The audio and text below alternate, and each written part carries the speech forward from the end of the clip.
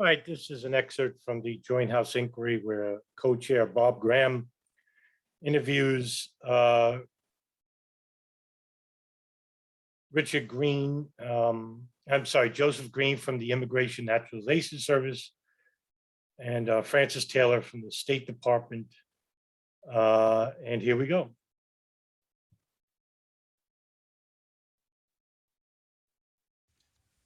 We now are at the point where individual members will be given 5 minutes for questions. I am the first of those, then Congresswoman Pelosi, although she might yield, then Congressman Romer and Congressman Bollert will question in that order. I'm very interested in the issue of terrorists among us. To me, of all of the links of the chain that threaten the people of the United States, one of the most, if not the most significant, is the fact that a particular nation or organization has a capacity inside the United States of trained and placed operatives who are willing and capable of conducting terrorist assaults against us, as we saw so dramatically on September the 11th of last year.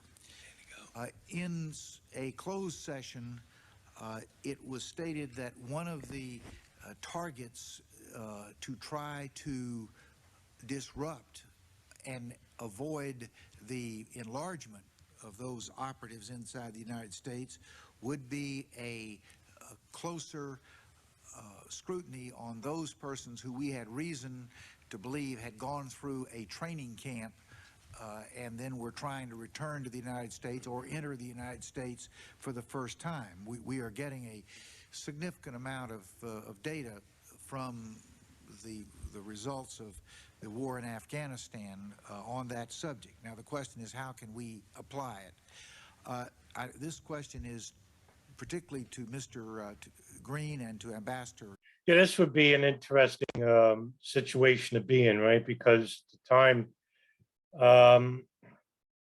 there's not like a database that could be shared by all the agencies at once. There is a global terrorism database, which basically it's actually the most comprehensive unclassified database in the world. It includes over 200,000 terrorist attacks in the 2019 version.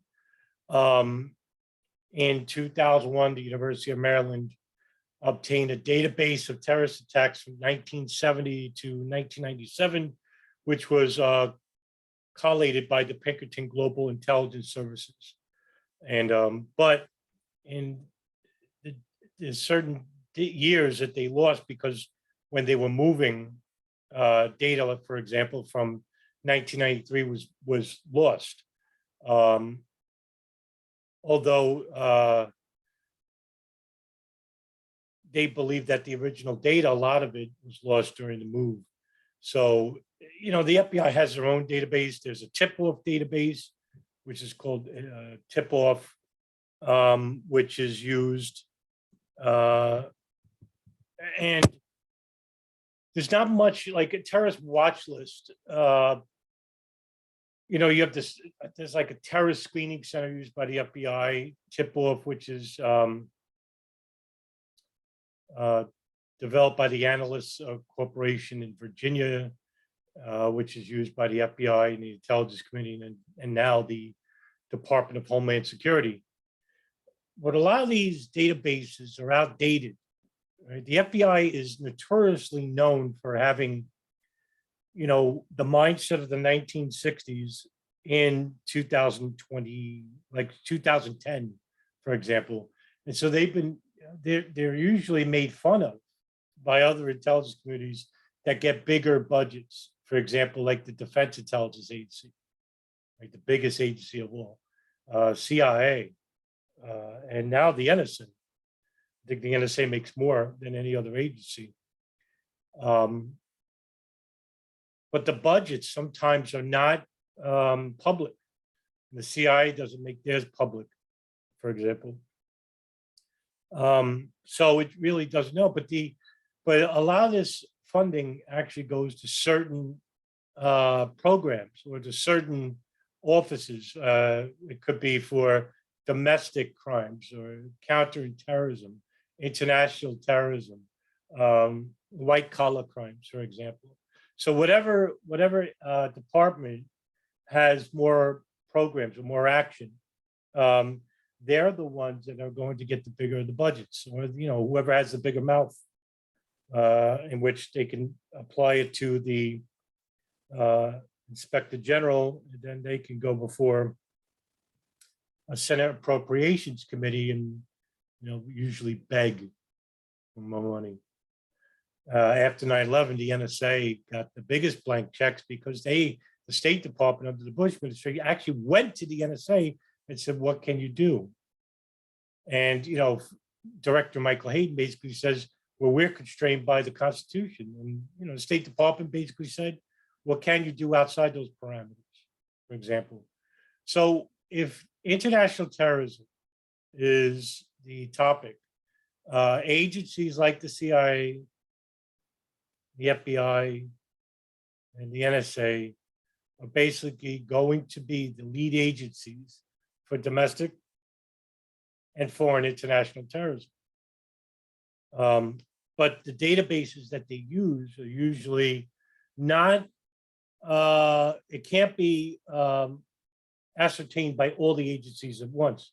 So that's what Bob Graham wants to do. He wants to basically, he's asking these guys from the domestic intelligence services, like the INS and the State Department, are basically saying that, hey, listen, can we basically get a national database of terrorists that is easily accessible for all the agencies involved? Taylor, which would, now that we have, but that came after 9/11, which we shouldn't have took as issue long. visas from most of the countries that are of greatest concern to us to applicants within that country for entry into the United States.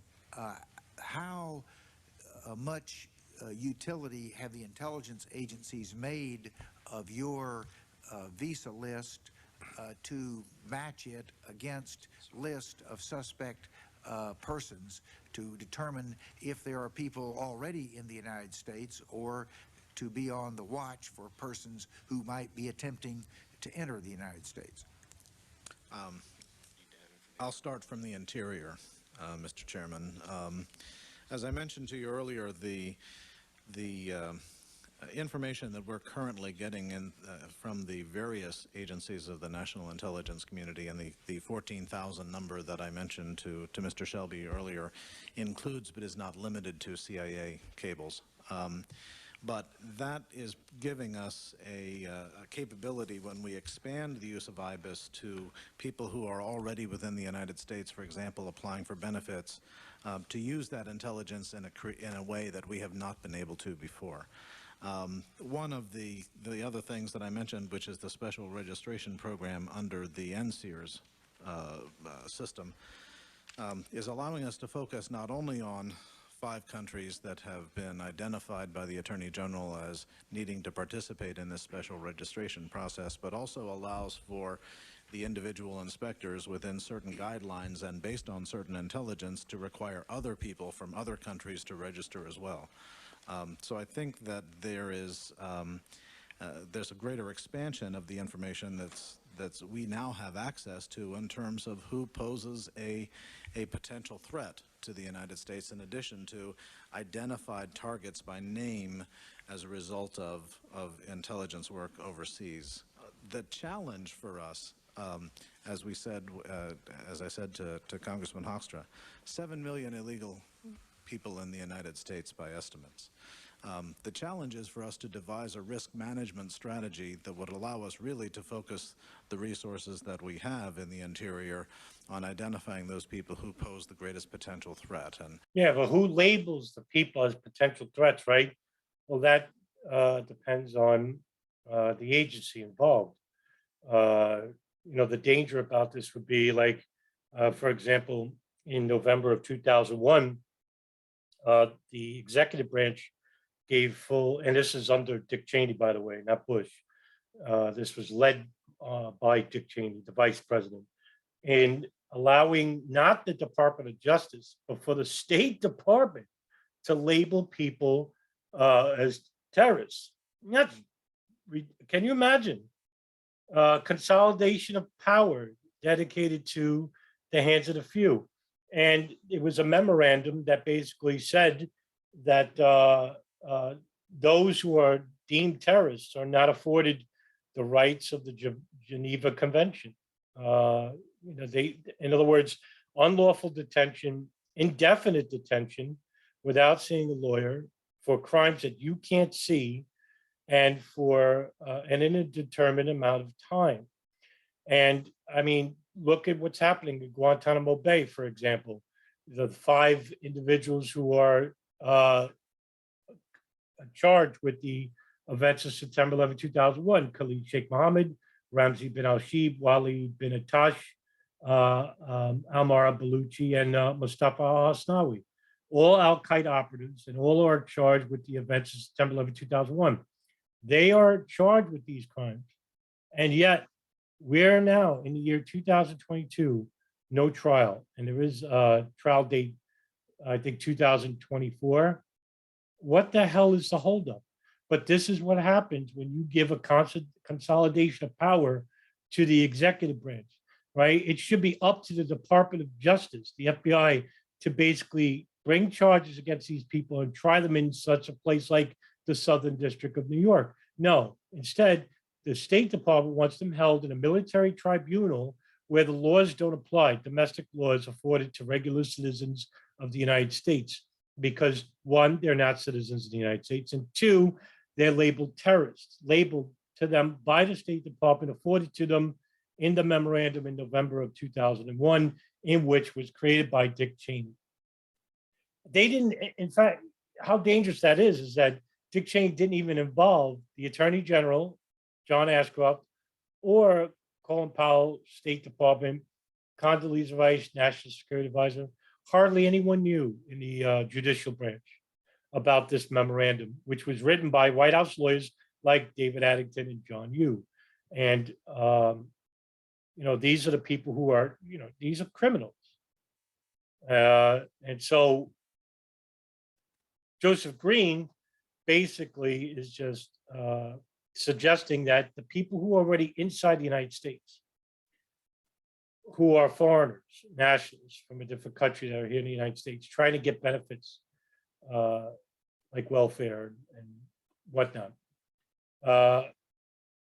Who can we discern the threat to the United States to those who are not? And now we have, it's 20 years, what is this, 2004? So 17 years later, we still have a problem of immigration regarding borders. Now, whether, I'm not going to debate open or closed borders. I think it's relevant anyway. But if we start selecting who could come in the country and who cannot, based upon their backgrounds of other countries, and, we don't want, and if we consolidate that power to just the hands of the few, like what we did with the memorandum in November 2001, we're going to have a very, very problematic future. It's based it's problematic in that it's dangerous. On the intelligence that we receive from the various components in the national intelligence community that in part helps us devise a system that allows us to manage because if we consolidate power to the executive branch, for example, and say, yeah, these guys, we're going to label them terrorists. Now, that doesn't mean it could be Arab fundamentalists, it could be anybody, because the definition of terrorist is vague. It's left open for interpretation by who? The executive branch.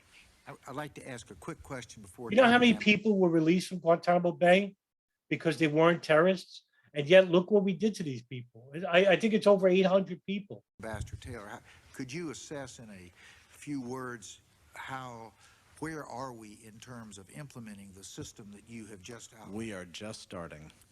Ambassador Taylor? Yes, sir. As I mentioned in my opening remarks, Mr. Chairman, we have received from the intelligence community a large amount of data that has gone into the top off and eventually into our consular lookout system that we continue to evaluate in terms of people who have been issued visas as well as people through the INS that have come to the United States. So the great influx of that information has been very useful in making the tip-off and class database available for the entire community as a source for information on potential violators or others that we need to go find or indeed not let back into the country, not let into the country.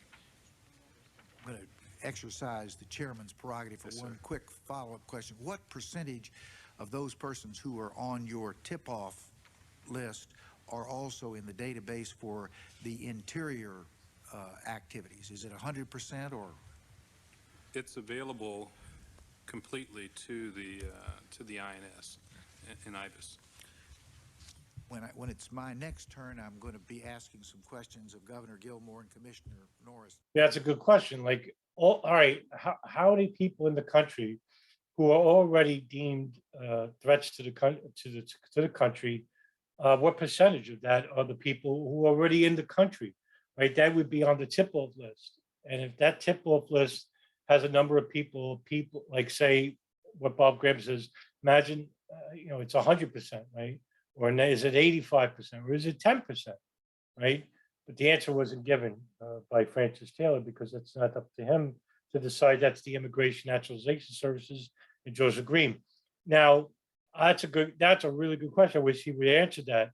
But what percentage of those people who are through the Immigration Naturalization Services are on the tip-off list?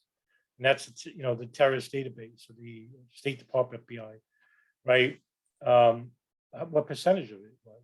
I mean, is it an overwhelming percentage? If it's an overwhelming percentage, then we got to really look at the southern border, right? But if it's a very low percentage, then it's not coming through, like, say, Mexico. Yes, do we have like Arab fundamentalists that are coming into the borders?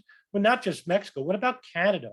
In 2001, the 9/11 attack, especially the Millennium Plot, right? For example, Ahmed Wassam was trying to travel inside the United States through British Columbia. Thankfully, a border guard, this woman, I forgot her name, she basically was looking in the car, and in the car was a freaking bomb underneath the spare tire wheel well. And, he ran away, but he got caught. But everyone talked about Mexico, but it's the Canadian borders which are usually used by Arab fundamentalists previous to 9/11. I don't know about anymore, whether those security portals are much more secure than they were pre-9/11. I couldn't tell you, so I don't know. But everybody, generally, the general public only thinks about the borders south of us in Mexico and Texas, right? But pre-9/11, it was Canada, British Columbia, Winnipeg, Victoria. That's how a lot of these Arab fundamentalists came in from.